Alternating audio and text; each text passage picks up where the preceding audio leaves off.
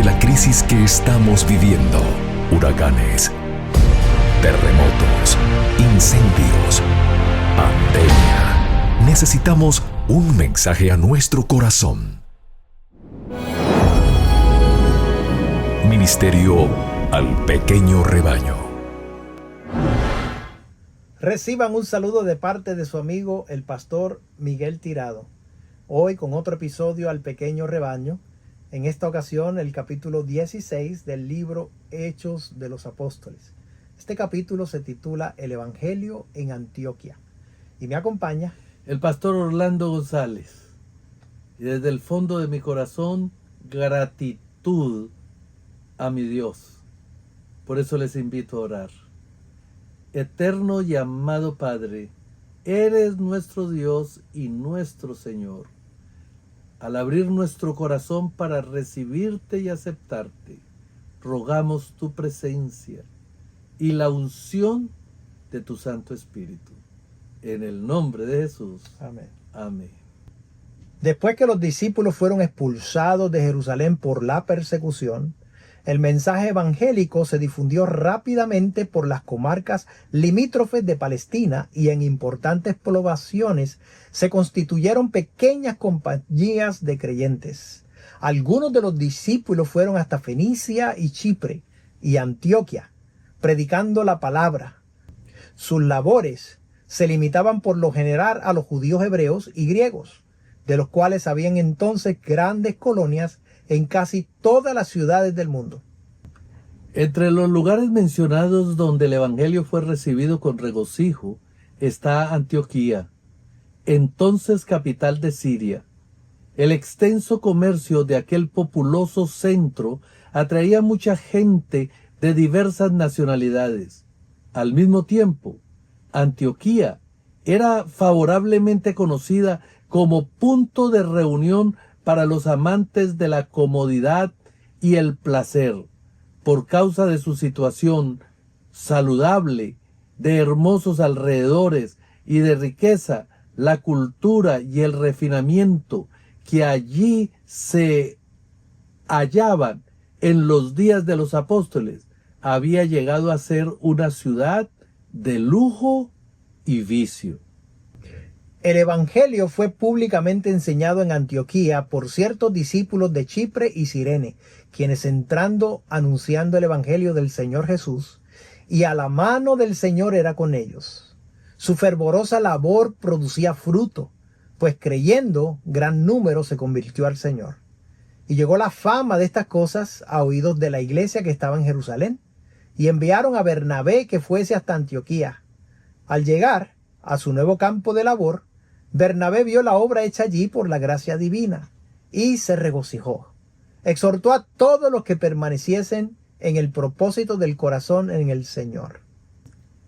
La obra de Bernabé en Antioquía fue copiosamente bendecida y aumentó allí muchísimo el número de fieles. Al prosperar la obra, sintió Bernabé la necesidad de ayuda conveniente a fin de avanzar por las puertas abiertas de la providencia de Dios, y así se fue a Tarso en busca de Pablo, quien, después de salir de Jerusalén, algún tiempo antes, había estado trabajando en las comarcas de Siria y de Cilicia, anunciando la fe que en otro tiempo destruía.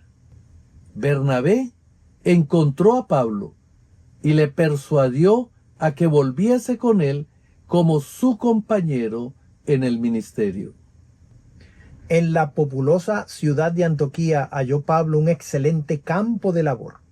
Su erudición, sabiduría y celo influyeron poderosamente en los vecinos y forasteros de aquella gran ciudad. De manera que Pablo proporcionó precisamente la ayuda que Bernabé necesitaba. Durante un año trabajaron ambos discípulos unidos en fiel ministerio, comunicando a muchos el salvador conocimiento de Jesús de Nazaret, el Redentor del mundo. Fue en Antioquía donde los discípulos fueron llamados por primera vez cristianos. El nombre les fue dado porque Cristo era el tema principal de su predicación, su enseñanza y su conversación. Continuamente volvían a contar los incidentes que habían ocurrido durante los días de su ministerio terrenal, cuando los discípulos eran bendecidos con su presencia personal. Se explayaban incansablemente en sus enseñanzas y en sus milagros de sanidad. Con labios temblorosos y ojos llenos de lágrimas, hablaban de su agonía en el jardín, su traición, su juicio y su ejecución, de la paciencia y humildad con que había soportado el ultraje y la tortura que le habían impuesto sus enemigos, y la piedad divina con que había orado por aquellos que lo perseguían. Su resurrección y ascensión, su obra en el cielo como mediador del hombre caído, eran temas en los cuales se gozaban en explayarse. Bien podían los paganos llamarlos cristianos, siendo que predicaban a Cristo y dirigían sus oraciones al Padre por medio de Él. Fue Dios el que les dio el nombre de cristianos. Este es un nombre real que se da a todos los que se unen con Cristo. En cuanto a ese nombre, Santiago escribió más tarde: ¿nos oprimen los ricos y no son ellos los mismos que os arrastran a los juzgados? ¿No blasfeman ellos el buen nombre que fue invocado sobre vosotros? Y Pedro declaró: si alguno padece como cristiano, no se avergüence, antes glorifique a Dios en esa parte. Si sois vituperados en el nombre de Cristo, sois bienaventurados, porque la gloria y el Espíritu de Dios reposan sobre vosotros. Los creyentes de Antioquía comprendían que Dios estaba dispuesto a obrar en sus vidas, el querer como el hacer, por su buena voluntad. Mientras vivían en medio de un pueblo que parecía preocuparse poco de las cosas de valor eterno, trataban de dirigir la atención de los de corazón sincero a dar testimonio positivo de aquel a quien amaban y servían. En su humilde ministerio, aprendieron a depender del poder del Espíritu Santo para hacer eficaz la palabra de vida, y así en las diversas ocupaciones de la vida daban testimonio diariamente de su fe en Cristo. El ejemplo de los seguidores de Cristo en Antioquía debería constituir una inspiración para todo creyente que vive en las grandes ciudades del mundo hoy. Aunque es plan de Dios que escogidos y consagrados obreros de talento se establezcan en los centros importantes de población para dirigir esfuerzos públicos, es también su propósito que los miembros de la iglesia que viven en esas ciudades usen los talentos que Dios les ha dado trabajando por las almas. Hay en reserva ricas bendiciones para los que se entregan plenamente al llamamiento de Dios. Mientras estos obreros se esfuercen por ganar almas para Jesús, hallarán que muchos que nunca hubieran sido alcanzados de otra manera están listos para responder al esfuerzo inteligente y personal. La causa de Dios en la tierra necesita hoy día representantes vivos de la verdad bíblica. Los ministros ordenados solos no pueden hacer frente a la tarea de amonestar a las grandes ciudades. Dios llama no solamente a ministros, sino también a médicos, enfermeros, colportores, obreros bíblicos y otros laicos consagrados de diversos talentos que conocen la palabra de Dios y el poder de su gracia, y los invita a considerar las necesidades de las ciudades sin amonestar. El tiempo pasa rápidamente y hay mucho que hacer. Deben usarse todos los agentes para que puedan ser sabiamente aprovechadas las oportunidades actuales. Las labores de Pablo en Antioquía, en unión con Bernabé, le fortalecieron en su convicción de que el Señor le había llamado a hacer una obra especial en el mundo gentil. En ocasión de la conversión de Pablo, el Señor había declarado que había de ser ministro a los gentiles para abrir sus ojos para que se conviertan de las tinieblas a la luz y de la potestad de Satanás a Dios, para que reciban por la fe que es en mí remisión de pecados y suerte entre los santificados. El ángel que le apareció a Ananías le había dicho de Pablo: instrumento escogido me es este para que lleve mi nombre en presencia de los gentiles y de reyes y de los hijos de Israel. Y Pablo mismo, más tarde en su vida cristiana, mientras oraba en el templo de Jerusalén, había sido visitado por un ángel del cielo que le ordenó: ve, porque yo te tengo que enviar lejos a los gentiles. Así el Señor había mandado a Pablo que entrase en el vasto campo misionero del mundo gentil. A fin de prepararlo para esta extensa y difícil tarea, Dios le había atraído en estrecha comunión consigo y había abierto ante su arrobada visión las bellezas y las glorias del cielo. Se le había confiado el ministerio de hacer conocer el misterio que había estado escondido desde los tiempos eternos, el misterio de su voluntad, el cual misterio en los otros siglos no se dio a conocer a los hijos de los hombres, como ahora es revelado a sus santos apóstoles, profetas en el Espíritu, que los gentiles sean juntamente herederos e incorporados y consortes de su promesa en Cristo por el Evangelio, del cual declara Pablo: yo soy hecho ministro, y a mí, que soy menos que el más pequeño de todos los santos, es dada esta gracia de anunciar entre los gentiles el Evangelio de las inescrutables riquezas de Cristo, y de aclarar a todos cuál sea la dispensación del misterio escondido desde los siglos en Dios, que crió todas las cosas, para que la multiforme sabiduría de Dios sea ahora notificada por la Iglesia a los principados y potestades en los cielos, conforme a las determinaciones eternas que hizo en Cristo Jesús nuestro Señor. Dios había bendecido abundantemente las labores de Pablo y Bernabé durante el año que permanecieron con los creyentes de Antioquía. Pero ni uno ni otro había sido ordenado todavía formalmente para el ministerio evangélico.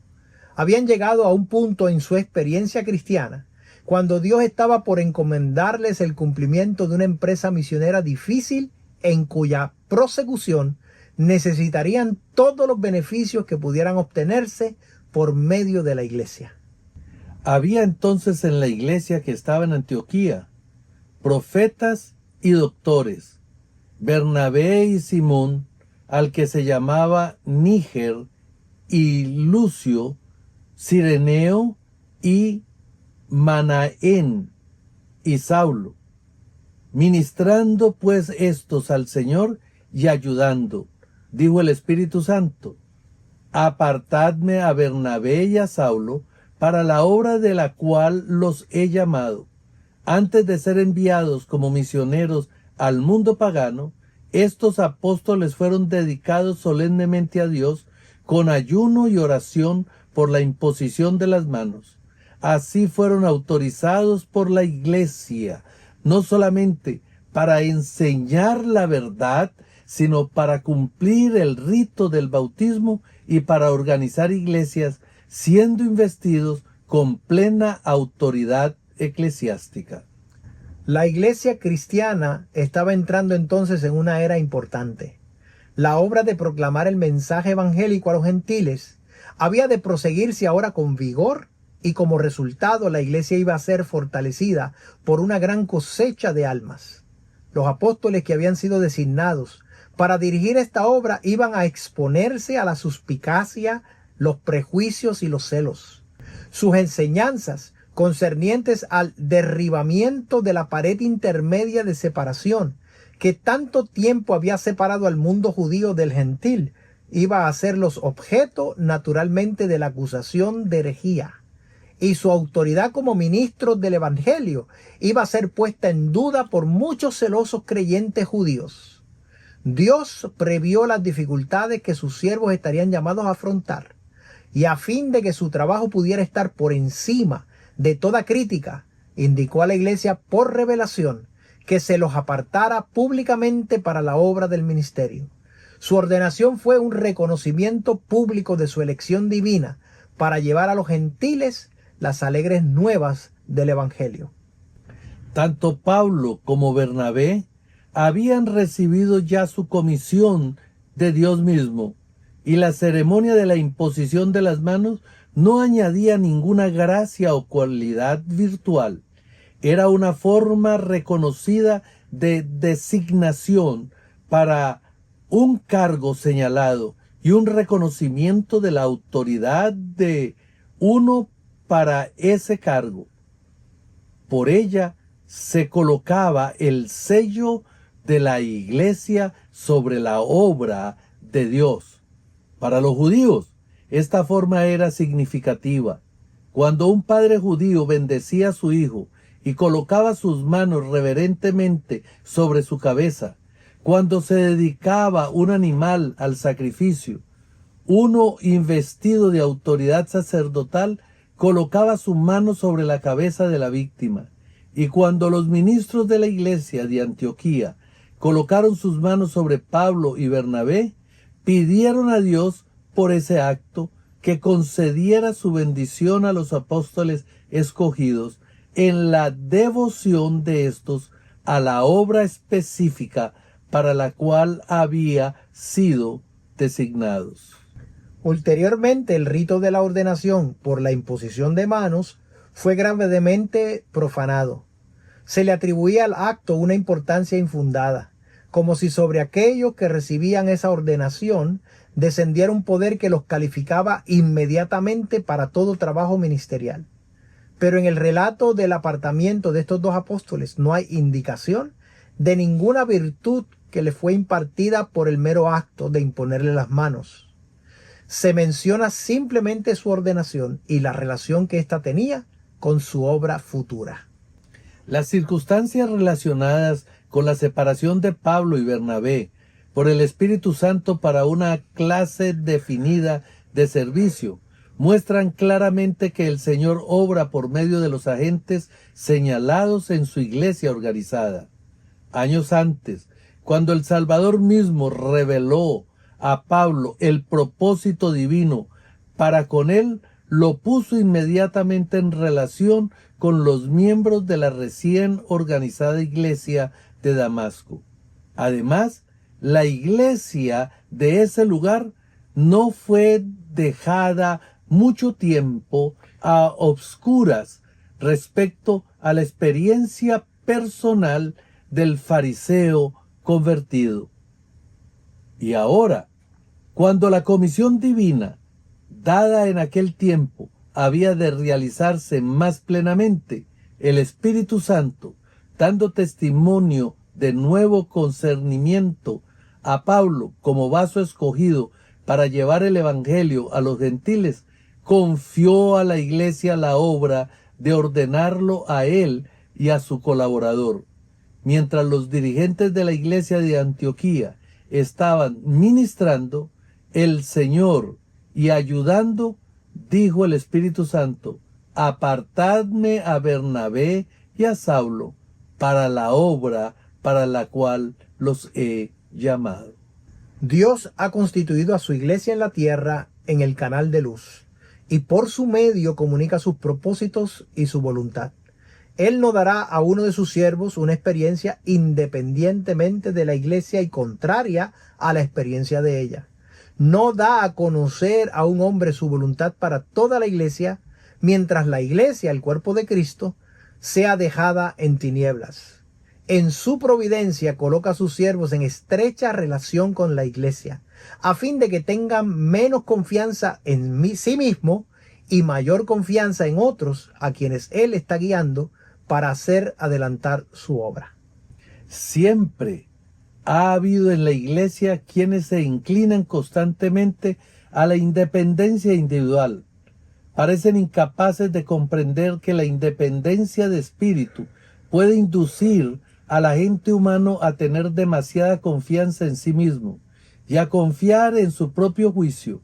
Más bien, que respetar el consejo y estimar debidamente el juicio de sus hermanos, especialmente de aquellos que ocupan los puestos que Dios ha señalado para la dirección de su pueblo. Dios ha investido a su iglesia con especial autoridad y poder que nadie tiene derecho de desatender y despreciar, porque el que lo hace desprecia la voz de Dios. Los que se inclinan a considerar su juicio individual como supremo están en grave peligro. Es un plan estudiado de Satanás separarlos de aquellos que son canales de luz y por medio de quienes Dios ha obrado para unificar y extender su obra en la tierra. Descuidar o despreciar a aquellos a quienes Dios ha señalado para llevar las responsabilidades de la dirección en relación con el avance de la verdad es rechazar los medios que ha dispuesto para ayudar, animar y fortalecer a su pueblo. El que cualquier obrero de la causa de Dios pase por alto a los tales y piense que la luz divina no puede venir por ningún otro medio que directamente de Dios es colocarse en una posición donde está expuesto a ser engañado y vencido por el enemigo. El Señor, en su sabiduría, ha dispuesto que por medio de la estrecha relación que deberían mantener entre sí todos los creyentes, un cristiano esté unido a otro cristiano y una iglesia a otra iglesia. Así el instrumento humano será capacitado para cooperar con lo divino. Todo agente ha de estar subordinado al Espíritu Santo y todos los creyentes han de estar unidos en un esfuerzo organizado y bien dirigido para dar al mundo las alegres nuevas de la gracia de Dios. Pablo consideró la ocasión de su ordenación formal como el punto de partida que marcaba una nueva e importante época de su vida. Y desde esa ocasión hizo arrancar más tarde el comienzo de su apostolado en la iglesia cristiana. Mientras la luz del Evangelio brillaba con esplendor en Antioquía, los apóstoles que habían quedado en Jerusalén continuaban haciendo una obra importante. Cada año, en el tiempo de las fiestas, muchos judíos de todos países iban a Jerusalén para adorar en el templo. Algunos de estos peregrinos eran hombres de piedad ferviente y fervorosos estudiantes de las profecías. Estaban aguardando y ansiando el advenimiento del Mesías prometido, la esperanza de Israel. Mientras Jerusalén estaba llena de esos forasteros, los apóstoles predicaban a Cristo con denodado valor, aunque sabían que al hacerlo estaban arriesgando constantemente la vida. El Espíritu de Dios puso su sello sobre los labores. Se obtuvieron muchos conversos en la fe. Estos, al volver a sus hogares en diversas partes del mundo, diseminaban las semillas de verdad en todas las naciones y entre todas las clases de la sociedad. Entre los apóstoles que se ocupaban en esta obra se destacaban Pedro, Santiago y Juan, quienes creían que Dios los había señalado para predicar a Cristo entre sus paisanos. Trabajaban fiel y sabiamente, dando testimonio de las cosas que habían visto y oído, y apelando a la palabra profética más permanente, esforzándose por persuadir a la casa de Israel que a este Jesús que los judíos habían rechazado, Dios había hecho Señor y Cristo. Hoy, de manera clara, hemos visto la unión perfecta entre la predicación de la palabra de Dios, su apostolado a través de los diferentes ministerios y la iglesia organizada. Requiere de nosotros fidelidad y honestidad hacia Dios y a su iglesia, porque es el método divino para unir un pueblo que termine de predicar la palabra de Dios, guiados y dirigidos por la mano divina. Hoy te invito para que nos unamos en ese propósito y seamos uno como individuos con Dios, unidos con su iglesia. Es tiempo de terminar la tarea. Te invito a inclinar el rostro para orar. Amoroso Padre, cuán importantes los tiempos en que estamos viviendo y cuánto dependemos no solo de ti, sino del uno del otro. Cuánto dependemos de la comunión entre los hermanos, de manifestar la armonía, humillar nuestros corazones de tal manera que podamos llevarnos con aquellos de nuestros semejantes. Si no podemos estar unidos aquí, ¿cómo podremos estar unidos en el cielo? Por lo tanto, Señor, tú nos hablas al corazón y nos dice que no debemos trabajar independientemente, sino debemos trabajar en armonía los unos con los otros. Gracias por ese mensaje. Gracias por proveernos las herramientas para mantenernos firmes cuando los tiempos sean difíciles. Te agradecemos en el nombre de Jesús. Amén. Amén. Amén. Esto ha sido un mensaje al pequeño rebaño. Te invito a suscribirte a nuestro canal y a compartir este mensaje con tus amigos. Dios te bendiga. Bendiciones.